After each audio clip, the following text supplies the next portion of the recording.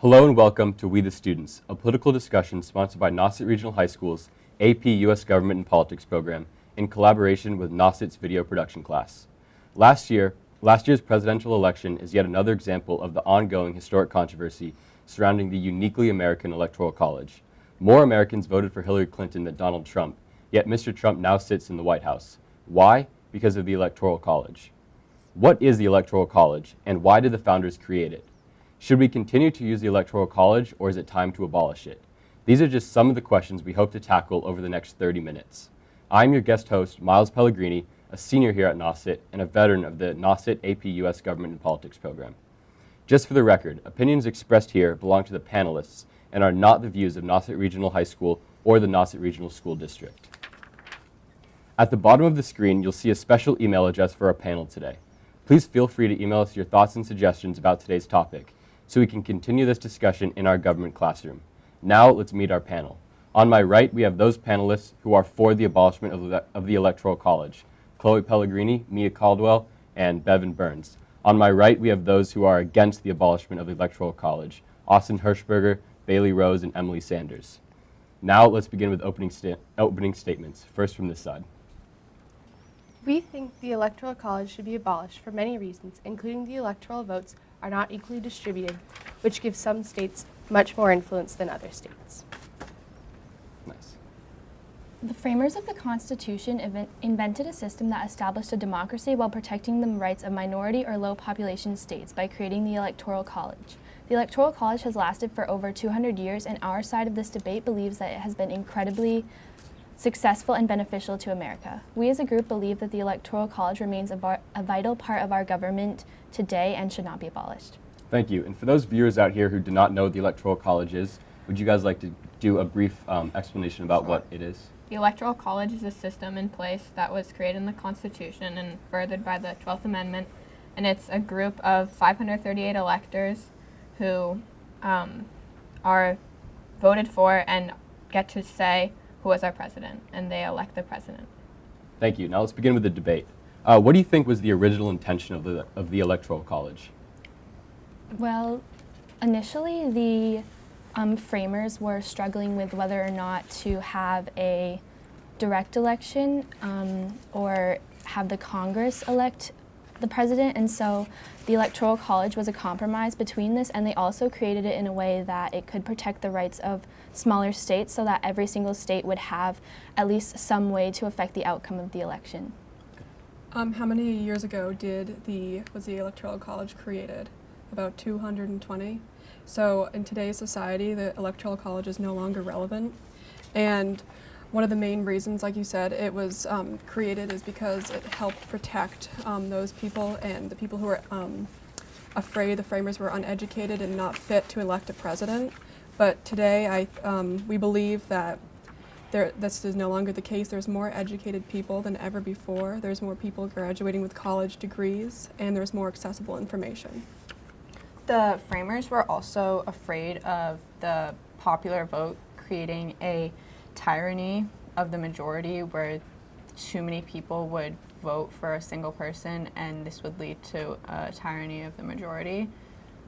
Also, we all recognize that society has changed greatly in 220 years, but if you're saying that the Electoral College is no longer relevant just because it was created over 220 years ago, then that would essentially be arguing the entire Constitution is not relevant anymore, and that's how our country runs. We could not abolish the Constitution just because of its age. Just to further Bevan's point, she's saying that the point of the Electoral College, just the Electoral College, not the Constitution, is not relevant today because the Electoral College was a security measure that was made so that if the people made the wrong choice, which is declared not even by the people, declared by the government, the electors could choose the right person. Also, there's been 27 amendments to the Constitution that make the Constitution more relevant, and so it's not arguing the entire Constitution is not relevant because there's been 27 amendments to it. Well, And it changes as society changes as well, and we believe it's time for a change. Also, I don't know if you're familiar with the election of 1824, but the Electoral College was in place there, and John Quincy Adams received 84 electoral votes and 113,000 popular votes, and Andrew Jackson received 99 electoral votes and 151,000 popular votes. However, Andrew Jackson won both the Electoral College and the popular vote. He still was not elected president. So the electoral system did not work in that case. In the 1824 election, also 6 of the 18 states that were around at that time still chose the president based on the state legislature. So really the people's vote in that time in that election did not have a say anyways. So how can you say the Electoral College system worked in that election, though? Because if the intent of the Electoral College system was to secure, was a security measure for that situation, it did not work in that election. Well, the way that the election of 1824 went is not something that would happen today, but that's not strictly because of the Electoral College. 6 out of the 18 states, 1/3 of the states chose the president at the state legislature, and the people of their states didn't have a single say. So because of that, you can't have a true, accurate measure of what the popular vote really was. And Well, I just want to point out that actually the most recent election in 2016, Hillary Clinton did win the popular vote, but did not win the Electoral College. So in response to what you said, that it really can't happen today, it is happening now. So I'm just wondering how you guys could square that with like the values of democracy. I was trying not to say that I understand that it's happened 5 times that the popular vote did not match with the Electoral College. That's not what I was trying to say. I was trying just to say that today everybody does have a vote, and so the popular vote wasn't uncertain in that case. And our side of the debate doesn't necessarily think that these 5 times that it hasn't aligned, we don't think that that was necessarily a failure of the Electoral College. I think the founders, the framers, when they created this, did understand that that was something that could happen, and we don't necessarily think it was a failure in the system. And of the 5 elections that have resulted where the popular vote winner was not the Electoral College winner, only one of those times in 1876, Sam Tilden won the majority of the popular vote, 50.9%, when all other of the 4 elections that the popular vote winner didn't win the electoral didn't really win a true majority of It was always less than 50%. For example, in the most recent election, Hillary only received 48% of the votes. Well, how does this then allow people for equal representation with their voting? And there's 300 million people in the United States today, and there's only 538 people who are electing the next president, not necessarily based on their own beliefs as well, because their beliefs are also being stripped by the system because they're elected. There was a different system of electing who the electors actually were in hundreds of years ago, and now the majority of the electors, all of the electors, are voted on basically who their party coincides with and who their party leaders believe will best represent their party as a whole, and not necessarily each individual person's beliefs. And not to mention, there have been 157 faithless electors who they haven't voted with what the people in their state said. So how we can argue that could happen today, that the electors don't do what the people want. Well, Can you just give the viewers a quick definition of what a faithless elector A is? faithless elector is a person who chooses to vote against what the popular election in their state has said and votes with either personal initiative of the elector or changes because of other circumstances. But the faithless electors have never, there's never been enough to change the outcome of an election, and I think that was one of the framers had that idea in mind, that could happen, but they knew that since there were so many that it would be impossible for just a few faithless electors in each election to. There's so many faithless electors out of the entire American population of 300 million people. There's 538, which is not necessarily, it's not representative of all the population as well, because even, I think maybe you had something with the swing states or something like that, with about their votes. Their votes, the swing states, which faithless electors could be in swing states. Swing states basically run our elections. The campaign most of the time on campaigns is spent in swing states because they have so much say in who is elected. Well, why would a candidate spend time in a region that they already know that they're predicted to win? So they do want to go out to those swing states with people that would change their opinions, because there's a Democrat isn't going to heavily spend their time in California because they know that California is almost always a Democratic But state. why So should- they want to go capture those votes. Why and- should one person's vote matter more than another person's? That's what we're The- saying, because an ideal the government was founded on was popular sovereignty. The people run the government, and why should one person's vote matter more than another? Yeah, If you're- and in Wyoming, Wyoming has 3 electoral votes, and for a population of over 500,000 people, yet Texas has only 32 electoral votes for a population of 25 million, and so that means Wyoming has 1 elector for every over 1,000 people, and Texas has 1 elector for over 700,000. So that's very Yeah, disproportional. and big I inflation under- as well. I And so that's under- saying that the individual in Texas does not have as much of a say as an individual in Wyoming. Well, However, I understand that, like, how much each vote counts is proportionally can be off in some situations, but the framers understood this when they established the Electoral College. And if you're arguing that it only focuses on the candidates only focus on swing states, that they don't campaign as much to other states, I think that if we abolish the Electoral College, that would create a huge imbalance in who gets to hear what the candidate has to say, because the population of our nation is really centered around the coasts, and and big cities. states, middle states, populations are so small that they would not be able to even affect the election at all, and there would be no point in going there to campaign. And in those middle states is where a lot of the agriculture and the Rust Belt of the country is. So if the president were to be elected by population, both candidates would forget about this middle and the economy essentially of the Because they middle. they would want to focus on Yeah. the big cities where all their votes are. So that would cause like the minority states and the minority people to have less of a vote, and their interests would be ignored because they don't matter in electing a I president. understand that completely, but if you're looking at, I have data from Fair Vote, which they conducted research on how many campaign visits for each state, and even today in 2016, after the presidential convention, the middle states that you're talking about receive very few campaign visits. So I don't know how it could get worse than that, because, and also even the big cities like California, so the coasts, they received 1 campaign visit. It from can- each candidate. Yes, in total. Well, Trump knows he knew he probably wouldn't win in California because it's a Democratic state, and Hillary knew she was going to win there.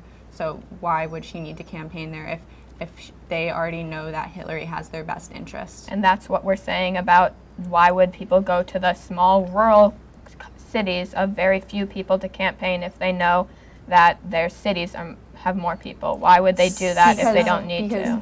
Because the Electoral College makes those states matter. So if the Electoral College was abolished, a state like Montana, South Dakota, anything like that would not be able to affect the election at all. They just don't have the power to do that with their population. So the amount, I understand that they are candidates campaign there less than some of the other states, especially the swing states, but if the Electoral College was abolished, that would become even greater, and not only would they not campaign there, but they wouldn't have the values or objects that these states are concerned with at the forefront of their minds, and they deserve to have their views considered by candidates. Well, today, even still, the minorities, if we abolish the Electoral College, minorities will still be able to be represented if they're going to be equally proportional, as well as not necessarily they're not going to be people are not going to go necessarily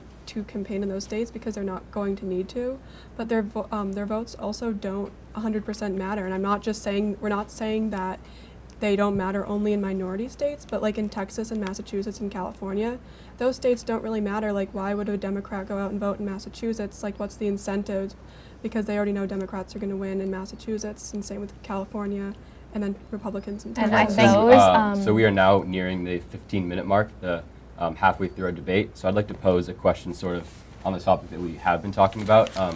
What effect do you believe that the Electoral College has on the political efficacy of American citizens? That is their belief that their vote really matters, and like their belief in the one person, one vote principle. I believe that, so for example, Massachusetts is a small state, but it has a larger population than other states, and it's going to always vote Democratic. That's how it's gone. That's what will be predicted, but Hillary still came there, and Hillary still voted there. And the Republicans in Massachusetts, if you are a political person and you believe in the election, then you're going to come out and vote, and saying that it doesn't make sense for a Republican to vote in Massachusetts is unfair, because they're able to get their voice out there, and by voting you are agreeing to put yourself into the Electoral College system, essentially. And also, the Electoral College was also founded on the principle that one person shouldn't be able to change to affect the outcome of the election. So in Massachusetts, if it were to ever vote Republican, a Republican, if they would want that, then they can get their voices out there and try to campaign and get other Republicans. So a whole group of people would be voting, and that does have the potential to change the way a state votes, and that's seen in the swing states. Can you explain that more? I'm just not clear with that. Well, like in this,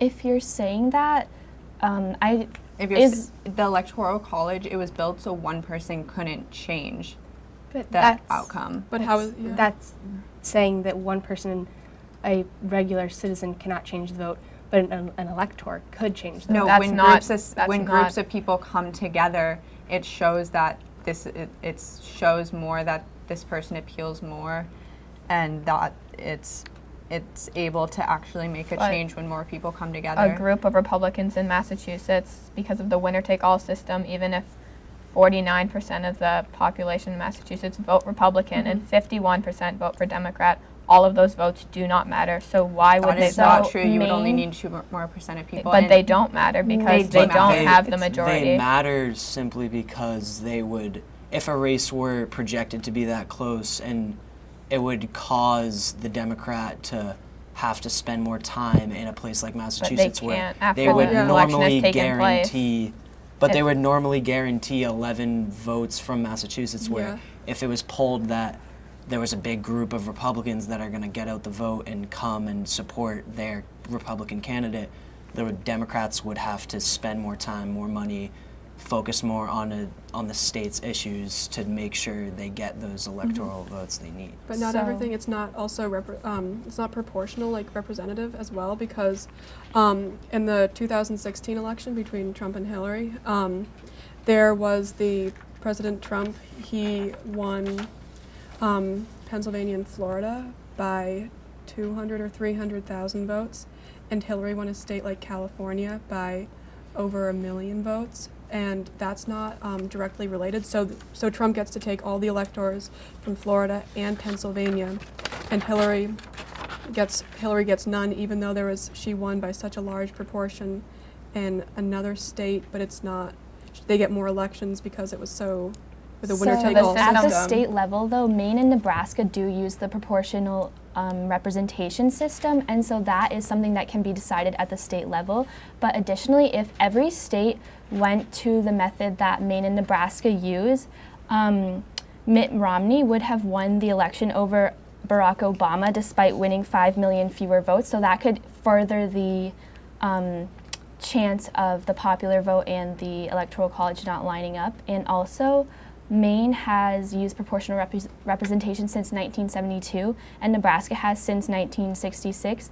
And in those years, each state has given all of their electoral votes to one specific candidate, because all but twice. Once in 2008 for Nebraska, and then this election 2016 in Maine. Well, you're saying that And I agree that Maine and Nebraska do have a little bit of a better system for electoral college, because it's proven because in Maine there is the voter turnout is 72.8% in this past election, and Nebraska is 71.1. So that's obviously a very large number. Yet Texas, who has just a winner-take-all system, they've only had 42.6%. So if we're Yes, discussing the but- political efficacy, the Maine and Nebraska who do not use the electoral college system that was created in the Constitution, their voter turnout is at least 10 points higher than the national percentage. So if we did get rid of the electoral college system, the voter turnout would go up because people believe that their votes do matter more, and it's not just a winner-take-all system. I Yeah, don't but- agree with that because I feel like the people who live in those center states, the minority groups, the farmers, the fishermen, people who don't live in the big cities where their main focus is business and things like that, they would probably think, oh, my vote would never matter and they're just going to go to these big cities, so they don't care about my vote. So And what's the point of voting? Also, those middle states that are that have less of a population would be given less information on the candidates, so And they how would. they But they aren't view- given information now. Campaigns do not go to the middle states because of the small But population. candidates So- are forced to have a view and at least acknowledge what their plan is to do to help these states and to help the problems they But- So have. if but you're with the saying- one person, one vote, every single vote matters, which means Equally. all the votes matter. It's not just, oh, these swing states matter way more than these states. It's one person, one Well, vote. often those If swing you're- states are often more populous than those smaller states. If But you're saying that's hence why not they a have good more thing, votes. that the candidates don't go to some of those middle western states, if you're saying that that's not good, then if we abolish the electoral college, that would push the candidates even further away from the middle states, away from, at least now they have a say that affects the outcome, like the 3 votes. Like there's many states that have the 3 votes, and that can affect it in the end. And so the candidates have to concern themselves with the beliefs of those people. So those people should know my vote matters, what I think matters, agricultural concerns matter to the candidates because my state's 3 electoral college votes are going to affect the outcome of this election. Okay, Just- so my next question is posed to this side. A little earlier, we were talking about how the unique systems of Maine and Nebraska have increased their political efficacy. So I'm wondering, instead of maybe completely abolishing the Electoral College, would you guys be possibly in favor of reform that would sort of change how it works in this nation? And do you think that that could save the Electoral College? Well, I think that if we are not able to completely abolish the Electoral College, it would be definitely much more beneficial to create a system that all of the states have that is very similar to Maine and Nebraska, because the Electoral College is very disproportional, and I have a statistic here that a person can become a president by winning only 21.8% of the popular vote, which is I just obviously. asked where you got that. Yes, source. I got this at the Huffington Post. And there's also a article. statistic And that there's says 23%, which is Yeah. close to that at the NPR source. And there's websites everywhere that say the president can win the electoral college with only a quarter of the population, which is not it doesn't show the will of the people. And to go off of that, it's not necessarily, there has been, like Chloe said earlier, much earlier in the show, that there have been 27 amendments to the Constitution. And while it's going to be hard, there has been proposed legislation in many of the other Congress sessions, and there is one right now by Democrat from Tennessee, Steve Cohen, to add an amendment to the Constitution, abolishing the Electoral College. And it's hard, but it's not impossible, and change in this dynamic political situation in the country right now is also crucial. Just It because has we happened don't- 27 times. Just because we don't want the Electoral College to be abolished doesn't mean that we're against change. And additionally, reform and abolishment are not the same thing. No, they're not. There's a much higher chance that the Electoral College could be reformed than abolished. The 3/4 of our country's states voting to abolish the Electoral College is incredibly unlikely. And I think that shows that the people not necessarily trust, but they don't think the system is so wrong that it needs to be completely abolished, because it's a very low chance that could But how happen. can who are those people that are saying that? Because again, such a small portion of our population actually votes in the election. They're the elected officials that are supposed to represent all the people who do turn out to vote. But Yes, how but- can the elected officials matter more than ordinary citizens when it's a And- one person, one vote? There's a 63%. And there's nothing in the Constitution that says that a elected official has to vote with their state. I would just like to say, electors actually aren't elected officials. They're usually people who have made contributions to a party, and so I'd just like to clarify that they are not elected officials. Yes, they are. Yeah, they are selected by the party, and also the Supreme Court has held that the Constitution does not require electors to be free as they choose. So faithless electors is kind of a state's issue because there are about half of states individually have rules regulating the way that electors can vote. So that's not necessarily a national issue that needs to be resolved through an amendment. That's a state's issue because of the Supreme Court, states are allowed to give regulations to how I their would just electors like to can go vote. back to say that what is the point of the Electoral College, because it is not relevant today.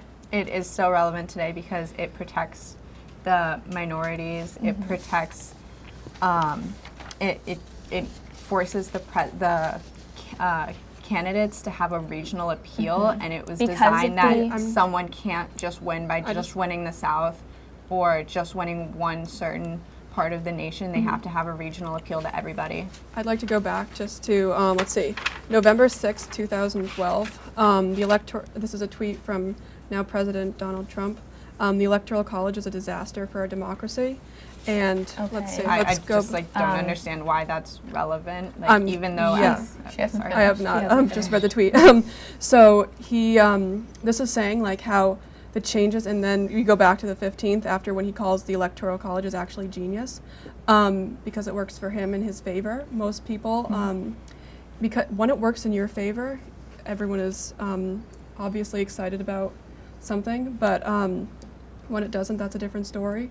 And I don't know. I just think that. Well, The also, current system right now is not a fair representation of what the people in America want. If a quarter Yes, of the doesn't. people a quarter of the people can elect the president, with 3/4 of the people not choosing that person, how is that fair? But that's also never happened. It's come close. could.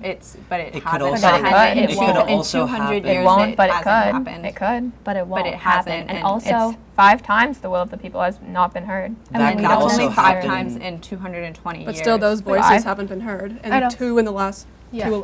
a few elections. Yeah, 2 in the Last last 3 elections. out of the 5 times in our history, there's 2 of them have been in the last 16 There's years. an increasing demand for Electoral College to be abolished because the will of the people is not heard, and the people want to be heard. They want their vote to matter, and their vote does not matter. But if The- it was by popular vote, the percentage is very likely to still be under 50% because of smaller parties. So if you're saying that a big problem with the Electoral College is someone can be elected with 3%, 21% of the popular vote, that could still happen when the popular vote decides the election. If there were smaller party candidates that take a big chunk, a Their person voices could should be win heard with as well. 30 Everyone's votes. voice. So we're Well, actually so- just about reaching our 1 minute mark, so I'd like to get closing statements from both sides. okay. Overall, we believe that the Electoral College does show that does allow every person to have not an equal say, but a say in how this runs, because there are states that would not matter at all to the election if it wasn't for the Electoral College. And overall, we believe it just supports their minority rights, and it is still relevant today. It still works today.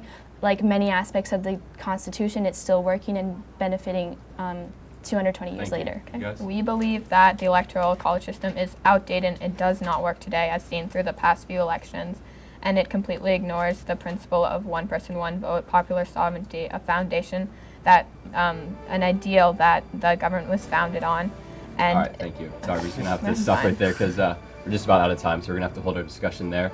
Again, we invite you, our viewers, to email us your thoughts and suggestions about today's topic so we can continue this discussion in our government classroom.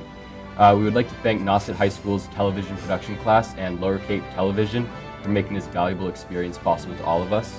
That concludes another segment of We the Students, a political discussion sponsored by Nauset Regional High School's AP US Government and Politics.